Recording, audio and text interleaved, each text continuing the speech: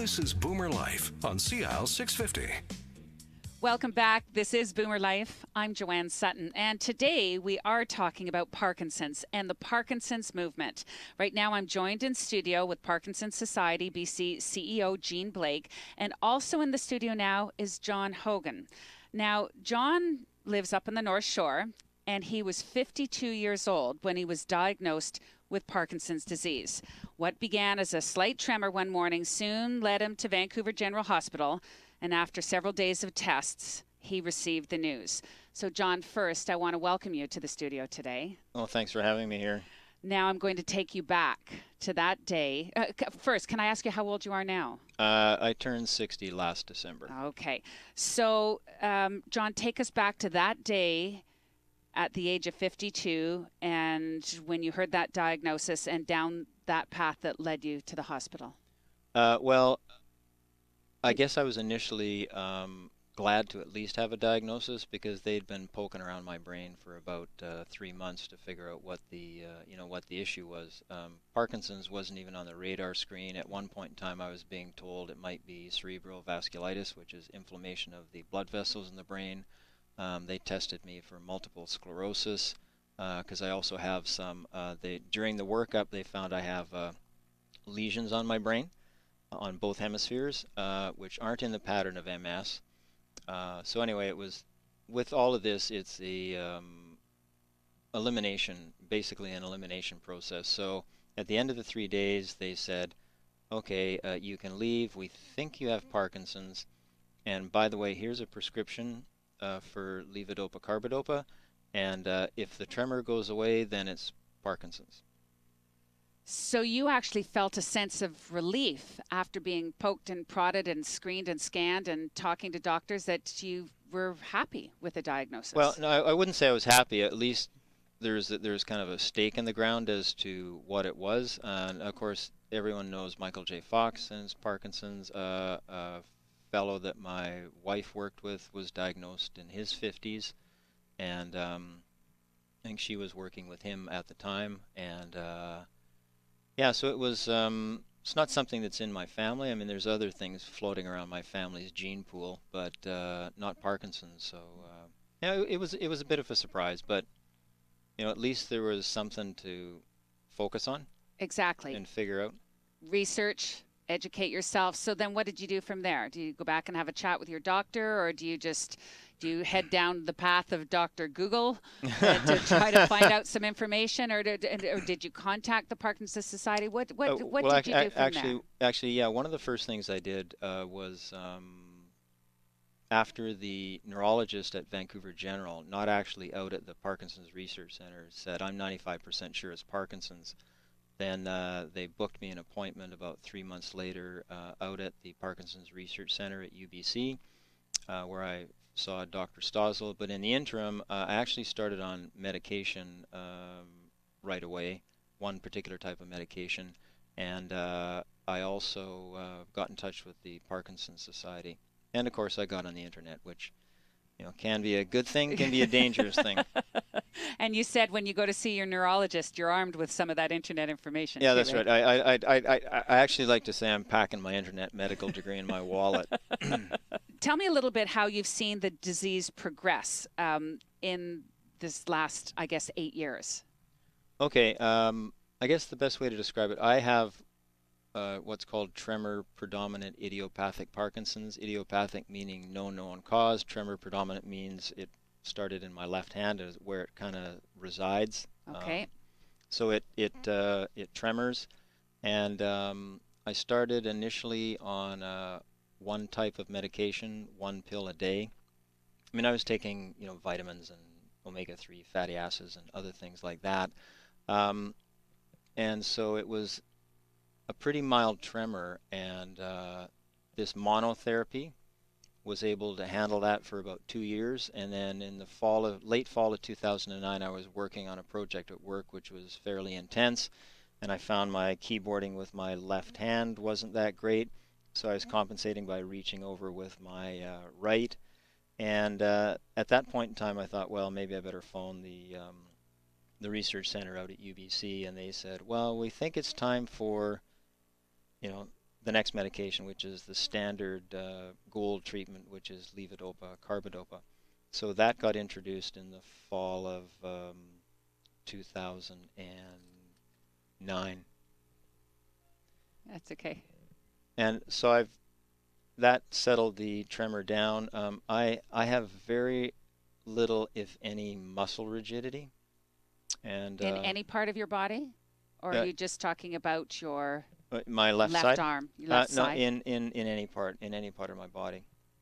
And so the progression has been, the last time I was out at the center, they said the progression has been really slow, which is, good. That's a bonus. So I'm still on the same 2 medications, and I would say they've upped the levodopa carbidopa a little bit. So in 2009, I was on 3 levodopa carbidopa during the day, and now I'm on 6. So it's not a huge, in terms of the change in medication, if you're going to gauge it by that, it's not a huge change. How would you gauge it in the terms of your physical abilities and how you feel, and how does this affect you on a day-to-day life? Well, you still continue to work. Oh yeah, I still continue to work full time. Full time. I still continue to ski. I haven't. The only thing I stopped doing was running, but that's due to that was due to a joint issue, about half a dozen years ago. But I'm still doing everything, that I was doing before. I mean, sometimes I'll get, slowness of movement in my hand and stuff like that. But otherwise, it hasn't stopped me from doing anything. So you're extremely physically active. Yeah, I've been pretty physically active all my life, and I've kept that up, particularly after seeing Dr. Farley speak at the Parkinson's AGM back in 2008. And this is Dr. Farley with the power training program. Right. Yeah, no, that's right. Yes. So have you actually participated in one of those programs? Yes, I went down. My wife and I went down in 2011 to Arizona. Then I went back by myself in 2012. And what can you tell us about it? How did it change anything with you, well, or maybe did you respond? Actually, maybe the best way to it was actually there was scientific. They were doing measurements and stuff like that. So they had a lot of volunteer physiotherapists from the Phoenix area. So they did measurements on certain movement things you could do. They did it pre and post after the session. I think the best way to characterize it was, and there were people.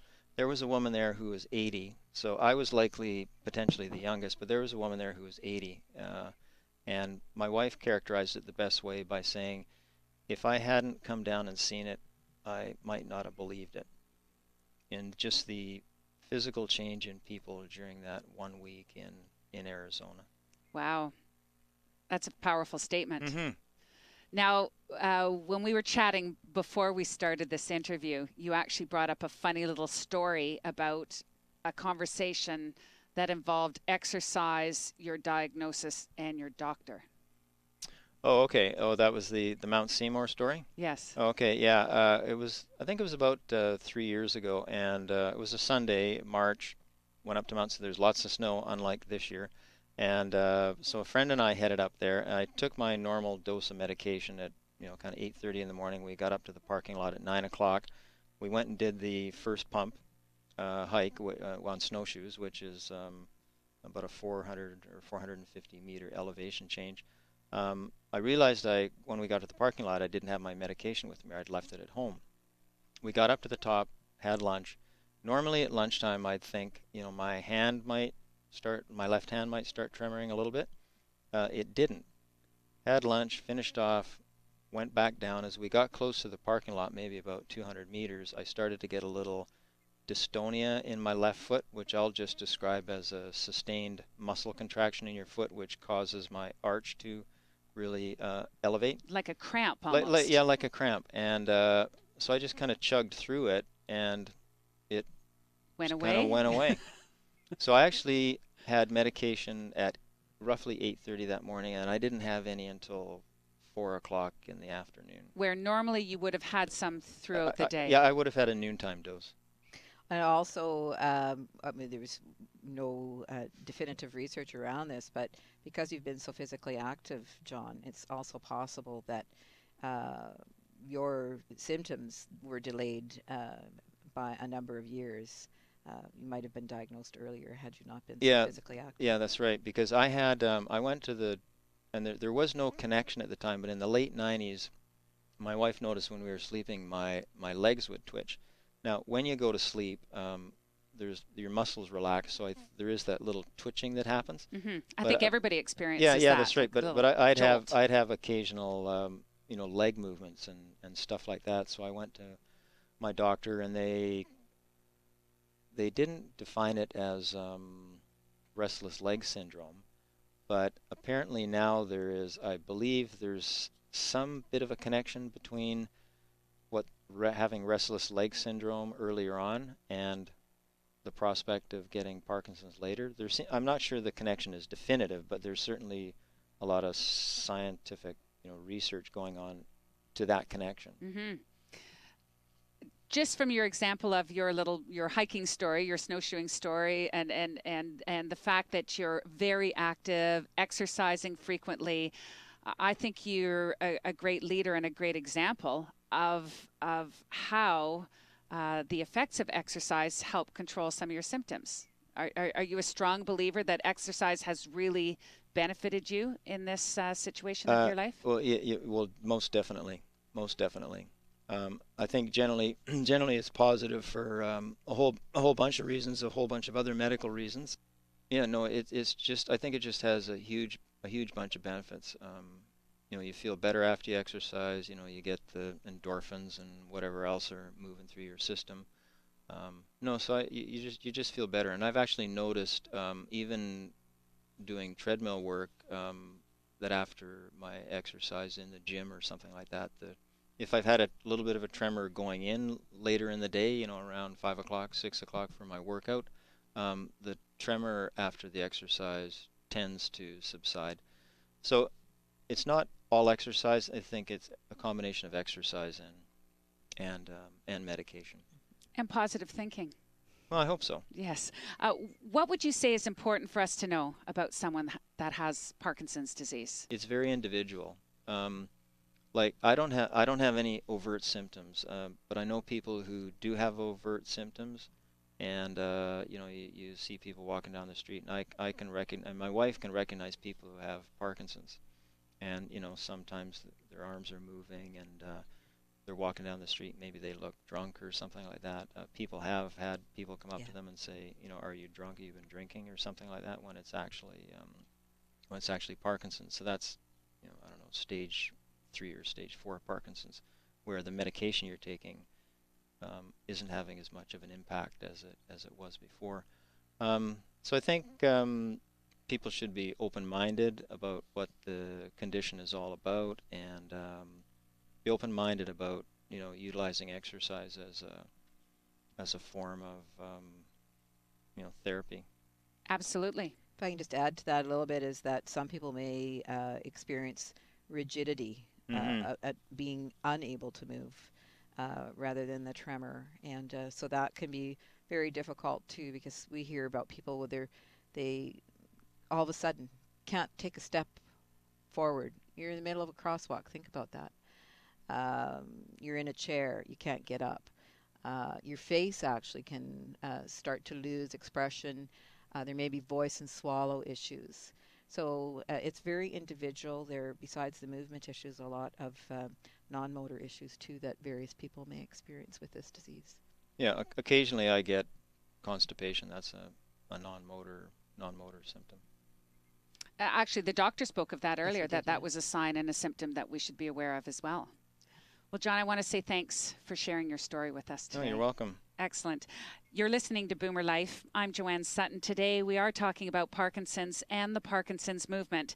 We're joined in studio with ParkinsonSociety BC CEO Jean Blake and John Hougan, who was diagnosed with Parkinson's at the age of 52. Please go to their website if you want more information on this disease, parkinson.bc.ca. And we encourage you to join the Parkinson's movement, because tomorrow is World Parkinson Day. Correct, Jean? That's great. Yes, we'd really appreciate people going online. The movement is very much about setting an exercise goal. It does also have a fundraising component. The society is dependent 100% on individual donations, and so we really appreciate anyone who can help us out. Jean Blake is the CEO of Parkinson's Society, British Columbia. This is Boomer Life on CL 650. Celebrating the baby boomer lifestyle. This is Boomer Life on CL 650.